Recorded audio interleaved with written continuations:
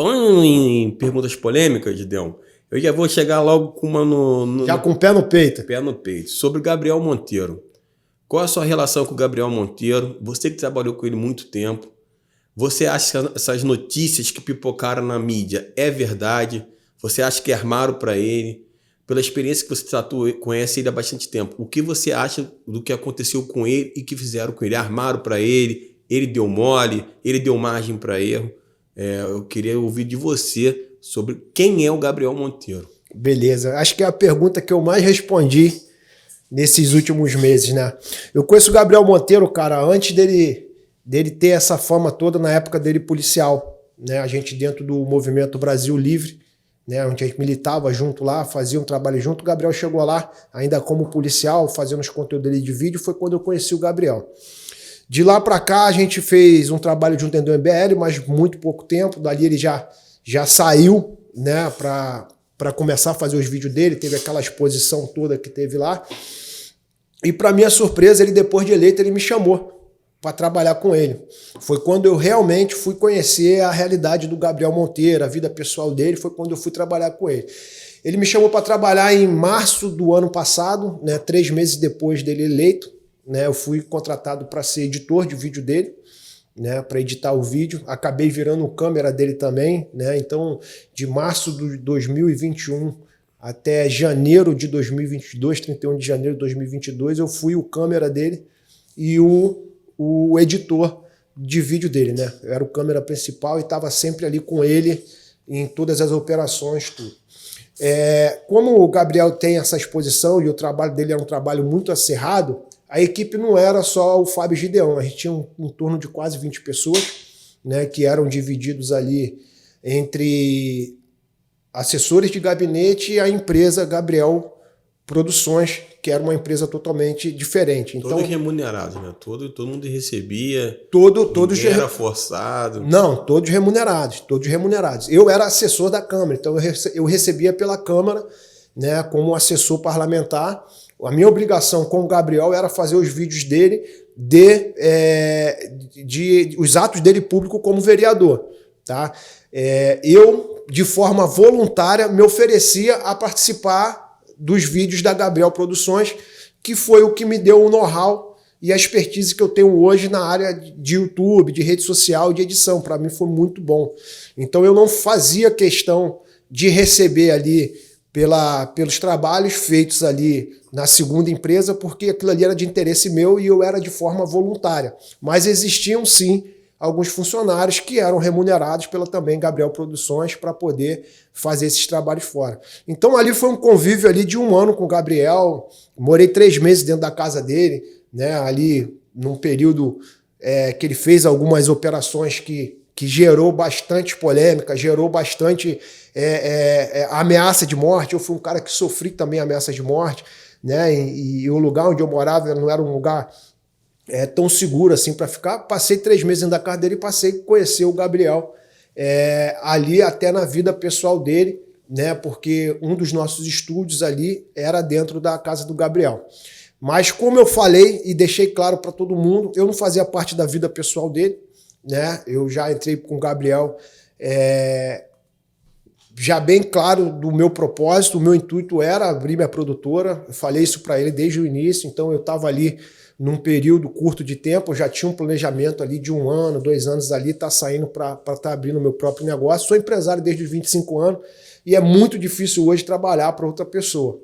Então, assim, não participava da vida pessoal dele, a parte de criativo dos vídeos eu também não participava. Lá a gente tinha uma regra que o câmera não fala, então muitas das vezes eu não sabia onde que era, não sabia o que fazer, eu não sabia, era só chegar na hora. Eu andava o tempo todo ali com uma GoProzinha no peito, uma câmera na mão, né, e para poder estar ali, qualquer situação a ponto de pegar aquela imagem. Foi o que eu fiz durante 1 ano. O Gabriel Monteiro, pessoal, meu irmão, é um cara de um coração enorme, é um cara que eu admiro ele pelo propósito dele, pelo projeto dele, pelas coisas que ele tem feito pela sociedade.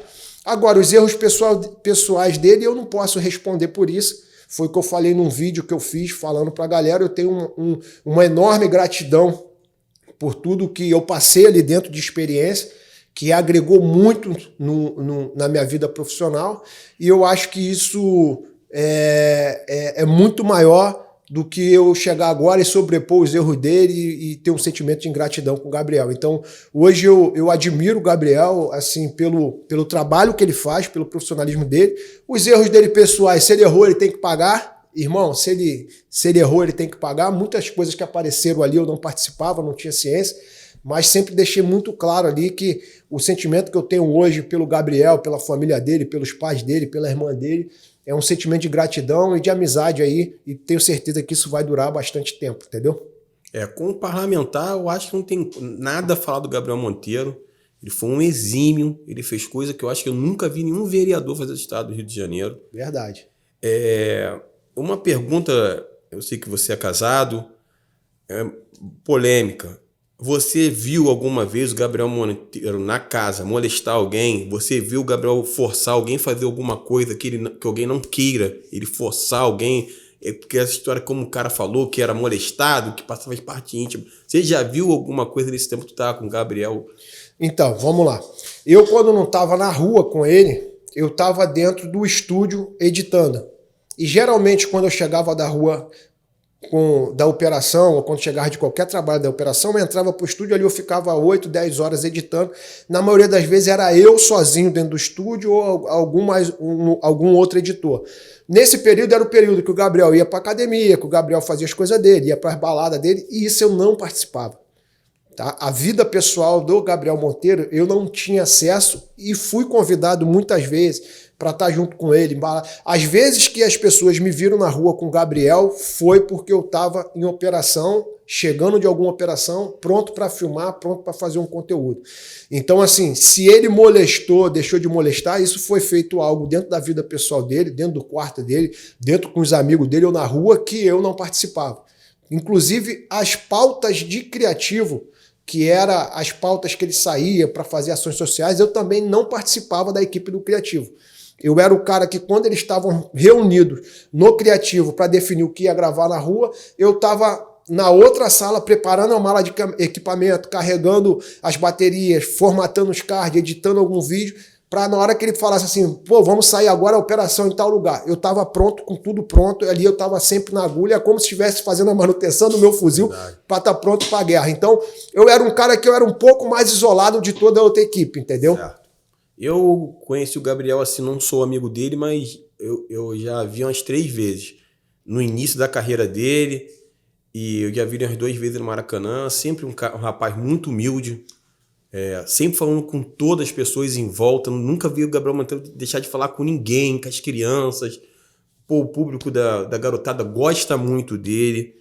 Ele é uma referência, eu acho que, na minha humilde opinião, ele atrasou 2 casas para avançar 5, ele vai voltar mais forte. Eu tenho certeza que ele vai voltar. Sim. Ele vai voltar. Mas o Gabriel Monteiro, na minha opinião, que ele errou, isso, estou falando André Rangel, o assunto aqui não é Gabriel Monteiro, é sim Fábio de Gideão, é que ele ficou muito isolado. Ele não fez uma aliança política com outros, pelo que eu vi de fora com outros políticos. Eu acho que eles tiraram o Gabriel, é menos um para competir, né? O Gabriel estava muito forte no mercado.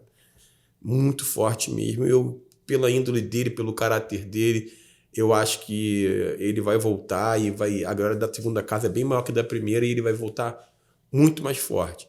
E mudando o assunto do Gabriel agora, é uma pergunta também bem engraçada e um pouco polêmica. Aqui veio o ex-governador do estado do Rio de Janeiro, né? E eu acho que estava tudo certo para você entrevistar.